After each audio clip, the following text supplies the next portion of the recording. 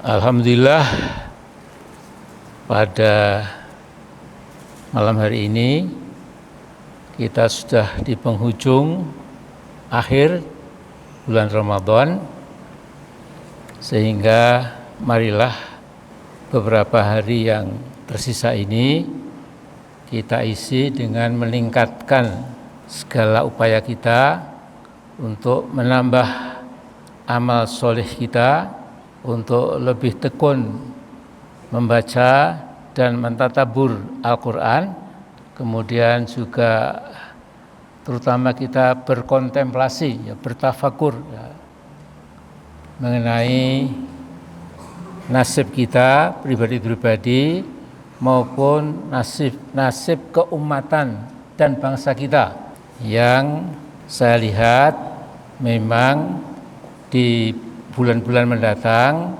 akan sangat ditentukan apakah bangsa kita kemudian memiliki masa depan yang lebih segar, lebih cerah, atau sebaliknya mungkin lebih redup. Tentu semua terpulang kepada kita semuanya.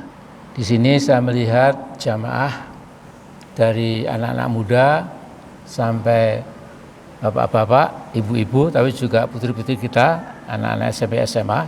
Jadi tema ceramah saya ini itu adalah meresapi petunjuk Al-Quran, bahwa dimanapun kita berada, di zaman apapun kita hidup di muka bumi ini, maka kita punya kewajiban, yaitu membangun masa depan bangsa. Lewat apa? Lewat membangun generasi muda yang harusnya memang tangguh dalam segala segi. Artinya tangguh imannya, akidahnya, tangguh akhlaknya, tangguh ipteknya, tangguh dan luas wawasannya ke depan, supaya kemudian kita ini tidak menjadi umat atau bangsa yang tidak siap untuk menyongsong masa depan. Misalnya dalam surat Al-Hasyr, surat 69 ayat 18, Allah berfirman, ya ayyuhalladzina amanu taqullaha wal tanzur nafsum ma qaddamat lighad wattaqullaha innallaha khabirum bima ta'malun.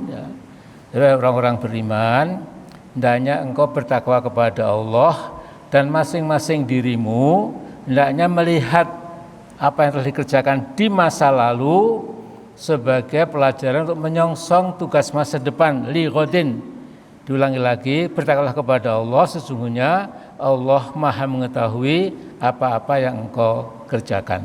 Nah, jadi ada doa yang dibuat oleh sebagian ulama yang berbunyi, yaitu Allahumma ij'al yaumana khairam min amsina waj'al ghadana khairam min yaumina.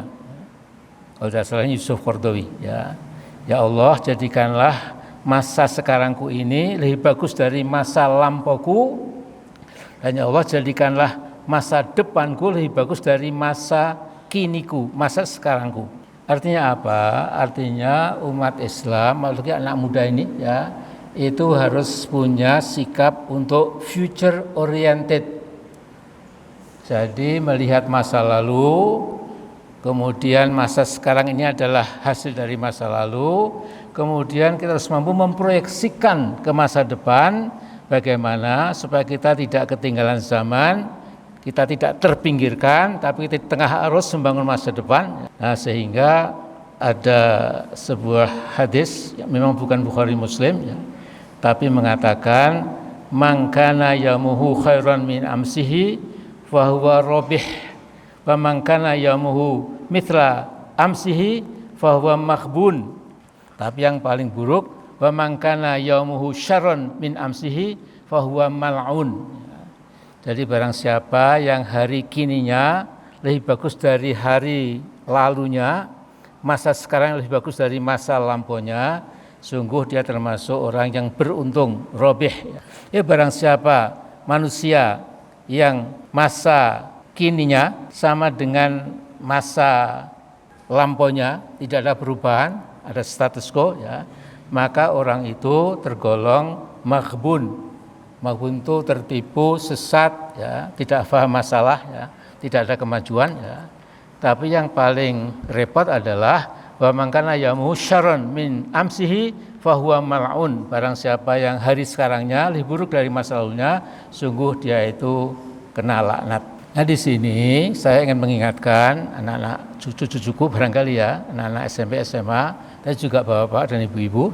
Jadi dalam An-Nisa ayat 9 itu Allah sudah memperingatkan kita, jangan sampai kita meninggalkan generasi baru yang lemah, yang kemudian tidak jelas masa depannya dan lain-lain ya, dengan ayat wal yakhshal ladzina law taraku min khalfihim dzurriatan di'afa khafu alaihim falyattaqullaha wal yaqulu qaulan sadida. Hendaknya yang sekarang masih hidup, terutama generasi, apalagi generasi saya sudah sunset, generasi Ustadz Sambo yang jauh lebih muda, angkatan di bawah saya ya, itu hendaknya punya rasa khawatir, rasa kepedulian, bahkan rasa takut, andai kata mereka sampai mewariskan di belakang mereka itu sebuah dzurriyah di'afa, sebuah anak cucu keturunan yang dhaif ya, yang lemah ya. Ya, lemah apa-apanya, artinya lemah political will-nya, lemah hasrat merebut masa depan, lemah moralnya, lemah ya segala macam yang kita perlukan kok kemudian lemah ya.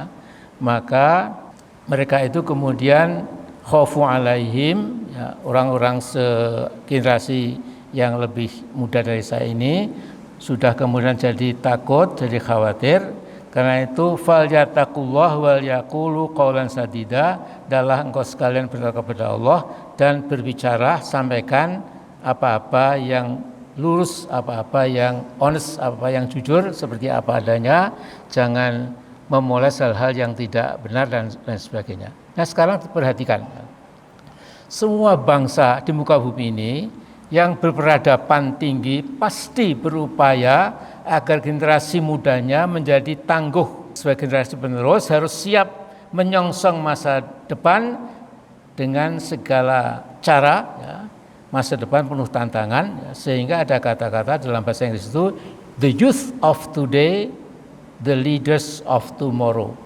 Jadi anak muda sekarang itu besok akan menjadi para pemimpin di masa mendatang. Kalau pepatah Arab mengatakan syubbanul yaum rijalul ghad, pemuda zaman sekarang akan menjadi lelaki-lelaki sejati di masa mendatang. Karena itu hanya bangsa yang lemah kemauan, tidak punya political will dan agak dungu, malas berpikir dan lain-lain, itu kemudian abai terhadap generasi mudanya sebagai generasi penerus. Dalam surah Maryam ayat 58-59 itu kita diberitahu, saya bacakan, a'udzubillahi minasyaitonir rajim, ulaikal ladzina an'amallahu alaihim minan nabiyyina min dzurriyyati adama wa mimman hamalna ma'anuh wa min dzurriyyati Ibrahim wa Israila wa mimman hadaina wajtabaina idza tutla alaihim ayatur rahmani kharru sujjadan wa bukiya. Jadi para nabi sebelum Nabi Muhammad SAW itu tentu telah diberi kenikmatan oleh Allah sejak dzurriyyah Nabi Adam, kemudian Nabi Nuh, kemudian dzurriyyah Nabi Ibrahim, wa Israil, itu Nabi Yakub itu juga dinamakan Israil ya, juga Nabi Yakub ya. Itu semua termasuk nabi-nabi yang diberi hidayah oleh Allah dan telah dipilih ya. Sehingga apabila dibacakan ayat pada mereka, mereka langsung tersungkur sujud bahkan sampai menangis ya. Meyakini betapa nikmat yang diberikan kepada para rasul itu, kemudian sekaligus juga menyadari betapa beratnya membangun masa depan generasi baru supaya tidak jadi generasi yang lemah itu. Nah, kemudian yang berikutnya tadi memang fa khalafa min ba'dihim khalfun adha'us shalah wattaba'u syahwat fasawfa yalqauna ghayya. Jadi mereka ternyata yang meneruskan para nabi itu tidak mampu, kemudian bahkan meninggalkan sebuah generasi yang menyia-nyiakan sholat, wa ta'abus syahwat, dan mengumbar syahwat mereka itu, ya, fasayaqauna ghayya, dan mereka akhirnya akan menjadi orang yang sesat. Nah, sekarang bangsa Indonesia ini, ya, kita lebih realistis lihat bangsa kita sendiri, itu sedang dipinjami kekuasaan yang secuil itu, ya, oleh Allah, tetapi seperti yang saya lihat, pimpinan nasional kita itu ternyata tidak begitu cerdas, tidak enlightened, tidak tercerahkan. Maka yang dipertontonkan itu justru rangkaian program yang berdampak negatif buat generasi penerus, buat anak-anakku ini, mahasiswa, bahkan anak-anakku SMP, ya, cucu-cucuku, ya.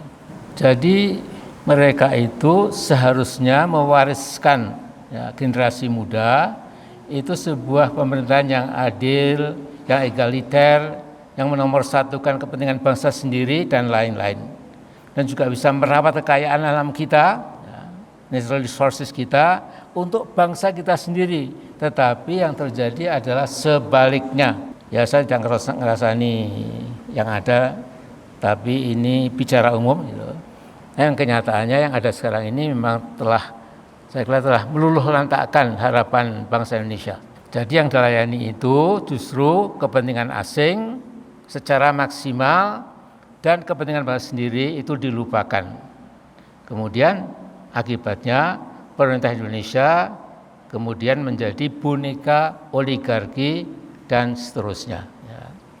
Nah, sekarang terutama anak muda yang saya cintai, ya, saya sayangi, jadi kalian itu memang jangan sampai di masa depan itu lebih loyo, lebih lemah dari angkatan orang tua kamu sekalian.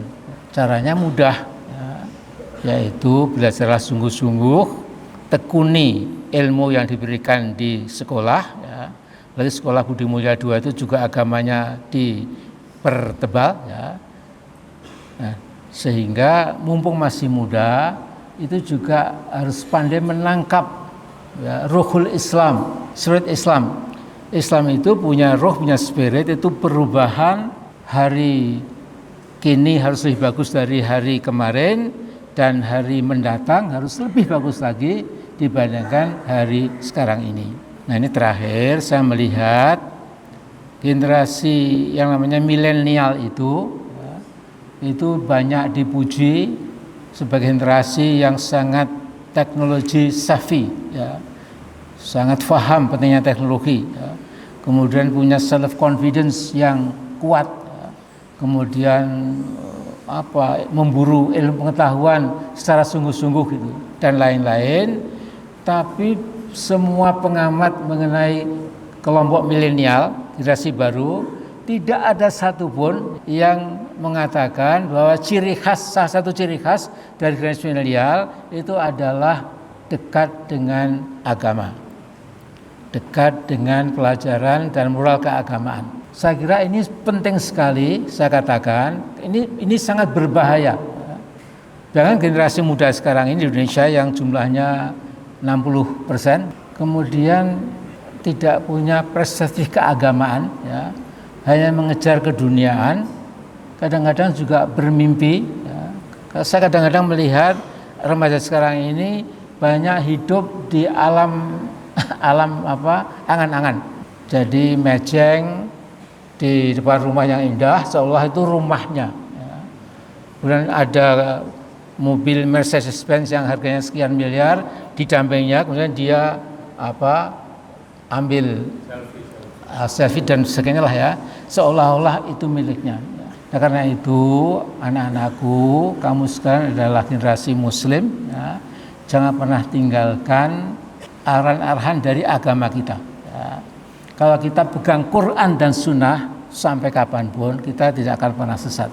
Jadi lihat Mbah Amin ini, itu sekolahnya dulu SD Muhammadiyah, SMP-nya Muhammadiyah, SMA-nya Muhammadiyah, ke Gajah Mada, ke Notre Dame, ke Chicago, kemudian ke Kairo setahun, ke Al-Azhar, ya.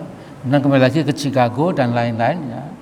Jadi setelah saya melihat dunia seantero jagat ini, saya kemudian berkesimpulan bahwa umat Islam tidak pernah kehilangan pedoman selama dia masih baca Al-Quran, selama dia masih tahu hadis-hadis yang penting, apalagi kemudian menuntut ilmu, ya, karena kita jadi selamat dalam hidup ini kalau kita tidak bodoh, tidak dipinteri, ya, tidak dibodohi oleh orang-orang non-muslim yang mungkin memang tidak suka kepada kita. Ya. Saya kira itu dulu anak-anakku yang saya cintai. Selamat Lebaran. Ya. Kemudian setelah Ramadan selesai, nanti bangkit, ya, dengan spirit lebih tinggi, belajar lebih keras lagi supaya Anda itu menjadi teladan, ya, teladan di tengah-tengah kegalauan dan semacam kebingungan spiritual bangsa kita ini, tapi anak-anak Muslim tidak pernah disoriented dari tuntunan Al-Quran maupun Sunnah Nabi. Assalamualaikum warahmatullahi wabarakatuh.